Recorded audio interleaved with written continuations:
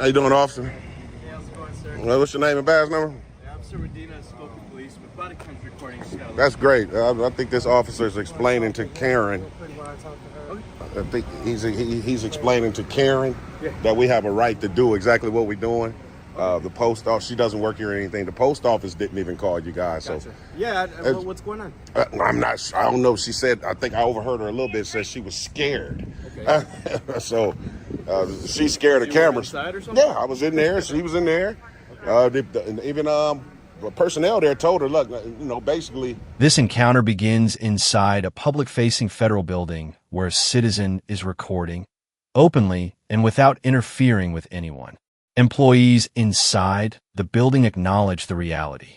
They cannot force him to leave, but a bystander feels uncomfortable, takes a picture of him, and calls police. That's where the situation shifts from normal activity to a police response based purely on emotion. Legally, the foundation is clear. First Amendment right to record in public spaces. Federal property still subject to public access rules.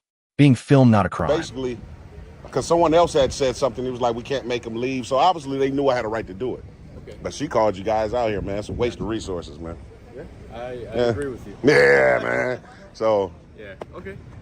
Gotcha. So you were inside and then you just heard her, so you just started recording or what? Well, I came in recording, like walked in the building even doing it. So it was just just doing like some type of audit or something? There you go. Oh, so you already familiar. Yeah, so you were in there, employees were fine with you. No, yeah, she was in line and I guess she didn't like it. She left and got in her car, and I was actually getting ready to book out. Okay. And then I seen her take a picture of me, and we call that a cam back. So I wanted to get her as well in her car, and she called you guys. Did she dial 911? I have no idea. Oh, she was inside. She saw you recording. She walked out. You heard her. You saw her take a picture of you, so you came out. That's correct. That's correct. Okay. All right. I'm not doing anything wrong. Yeah, no, I don't know. And that's like I said, if she's scared of being on camera, like we on camera everywhere we go, man. You can rest assured that every single stoplight has them. Drones watching us right Exactly, man. So, I mean. The turning point comes when officers arrive and evaluate the situation. Instead of escalating, they acknowledge no law has been broken. The cameraman is within his rights. The complaint is based on discomfort, not legality. At the same time, another contradiction appears. The person who called police is actually violating parking rules, yet receives only a warning. That exposes a deeper issue. Backhand index pointing writes selective enforcement versus actual law. And I know this officer he's been here about at least about good 5 minutes now. I know he's explained to her, but the same thing you just did. He ain't doing nothing wrong, obviously, but she's just going on and on and on. So, and she's double parked too. You see that? She's in the restricted area.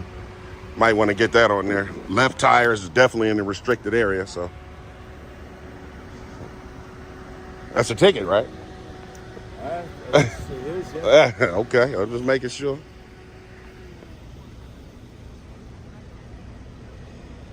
But since she's the complainant, since she called you guys, she won't get that exempts her, or? No, that doesn't. How does that work then?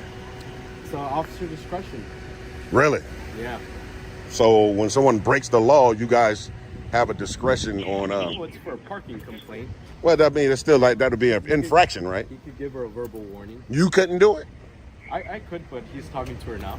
Okay, but I'm just saying that if he don't, then you'll uphold your. I'll give her a verbal. I'm just trying to make sure. Yeah. It's about transparency and honesty, officer. You know what I mean? That's what we want to promote out here. Just let her know not to double park next time. Yeah. Be careful, don't park on the restricted area, okay? Well, It's still parking. It's still a legal park, even if you pulled back in. So, what's your badge number, officer? Officer Hadnot. 220. Okay.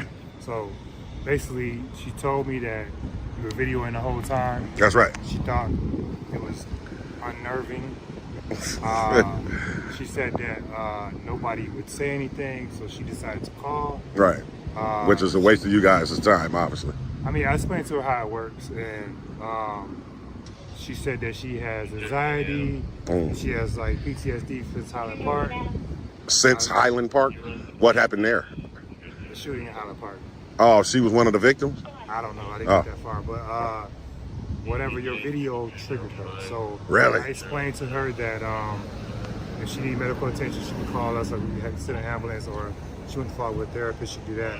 But I explained to her that if they don't want you to film in there, once they tell you to stop until you leave, that's when you have to stop filming. That's not true. Why is it not true? That ain't true because this is public property.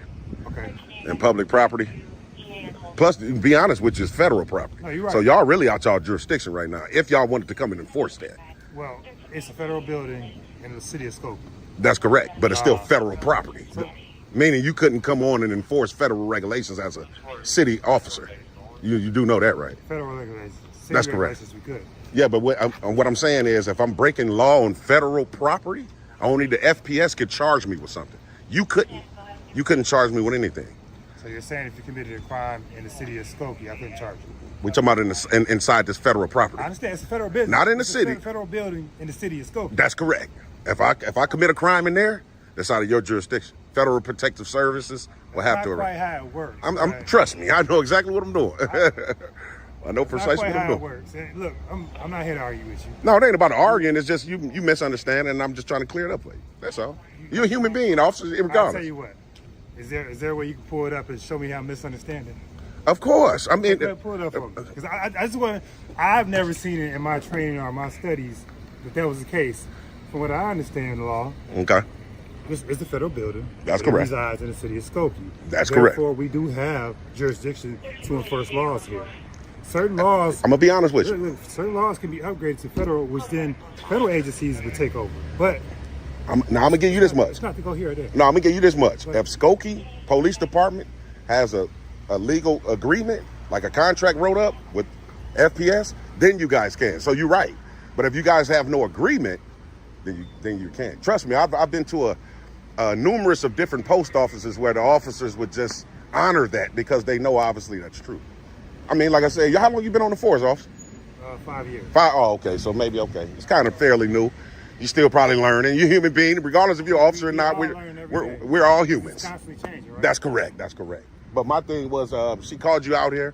Obviously, that was a waste of time, man. I mean, like I said, we're on cameras all day long, and even the postal people, they were great. The personnel, they know I have a right to do it. It's a poster on their wall that tells them I have a right to do it. So, good to go.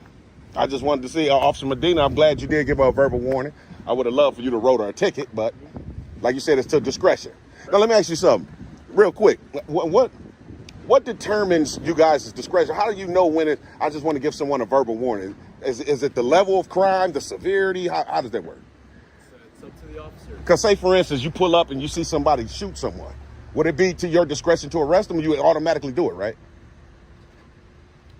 Yeah, it's the law. This is a parking plate. You're talking about. Well, The situation ends calmly. No detention, no ID demanded, no charges filed, just a conversation and a clear confirmation of rights. The lesson is powerful. Balance scale feeling uncomfortable does not create a crime. Balance scale recording in public, even if others don't like it, is protected. Balance scale and law enforcement must rely on facts, not emotions. Speech balloon, what do you think? Should someone's fear be enough to trigger police action, or should the law require actual wrongdoing? You're talking about well, I understand. That's what I'm saying. So it depends on the severity then, like I said. In a sense, yes. Okay. Depends on the severity. Okay. I was just wondering, man, because, I mean, like I say, you guys do have discretion, obviously, man. But it's just when do you guys pick and choose? That's the only thing, right? Every situation is different. Like if I run a red light, you guys really don't got to write me a ticket for that. Do we have to? Right. We witnessed it. We should enforce it. But Okay. if we can't enforce it at that moment, we can't enforce it. Okay. All right. Well, we should be good to go, man. So, you guys probably lunchtime, man. Gonna get some Hardee's or some Sonic or something, man. All right, appreciate it. Okay, this is private right here. Oh, Yep. You can go out on the street. okay, but this is Yep. not city property? Can I help you or? No, is this city property? Yep. Okay, so then City. So it's public then. I'm in the back. So it's public, right? This is not. You cannot be videotaping right here. You need to go over on the sidewalk. You're more than welcome on the sidewalk, but you can't be in here. This is all private right here. So who pays for This this? is our private. Who pays for this is what I'm... Savage 333. So I was just curious who pays for it. That's all. Because if it's public, then I could be on it, right? Everybody pays for it, all right? Okay. So it's... Okay? But this is private right here. Okay. Okay? So you cannot be on here. Okay. Well, I'll check Okay? with the city, So I but... need you to stand out on the street where you walk there. Sure. On the sidewalk. What's your name and badge number?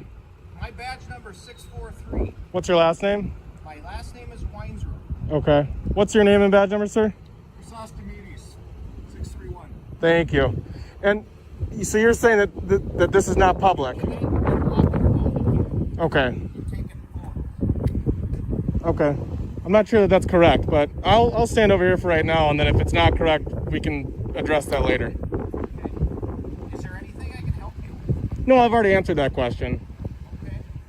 All right. On the sidewalk's perfectly fine. Okay. Okay. So right here is good. Yep, you're perfectly fine there. What's your name and badge number, sir? What's going on here? Just walking around. Okay. Officer White, badge number 662. Okay. I didn't see him until coming back.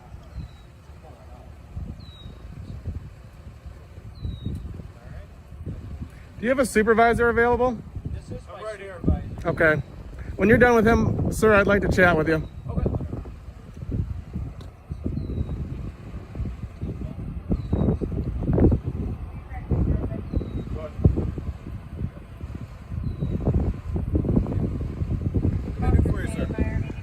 Well, I'm just curious. So I don't think that he's correct, number one, in the sense that if it's public and it is open to the public and easily accessible to the public, then he's not correct that I can't film or be in here. Well, it's what it is. It could be suspicious. weird, sure. And 100%, I get that. If something suspicious like that is going on, we want to stop and check out. And Sure. you know, this is Totally respect that. unusual behavior, right? And I don't know today's day about and that, age- but I get it. well, I mean, I get that it could spark interest. you're filming a government in business or a government facility, and you're checking things out. That's Sure. unusual. Let's zoom out here, sorry. Yep, no problem. But I do believe that, number one, those are city vehicles back over there, like the unmarked squad car that's back over there. So this is something that we all pay for, as that gentleman admitted. And so if that's the case, then I'm free to enter it, as long as it's not an access area that's blocked or restricted, which like that I can't go in, and I wouldn't go in there. In fact, he saw me standing right there. Now I can visit anything I can see visibly, I can take a video or a picture of. Correct, and anything that you can walk around. However, if you're going up to vehicles that don't belong to you and you're filming, that is suspicious. That is something we're going to stop and check out. Totally and see what fine. You're going on with. I completely understand. So it's, I mean, if this is what you want to continue to do, I mean, have at it. But you're going to get contact with police when you do this. And kind of thing. that's okay, because you're super respectful. I appreciate you clarifying some things. But hopefully you can let that officer know that it's totally allowed to be over here, because it's not private. We'll discuss it on our end. But for now, Outstanding. just, I mean, do you have any other questions for me? No, I think you're great. All I right. appreciate what you do. Thanks. Have a good day. Take care. How are you, sir? Good, how you doing? Good. What's your name and badge number, sir? What's that? What's your name and badge number? Last name's Colbreth, badge number 648. Thank you. I appreciate you stopping by.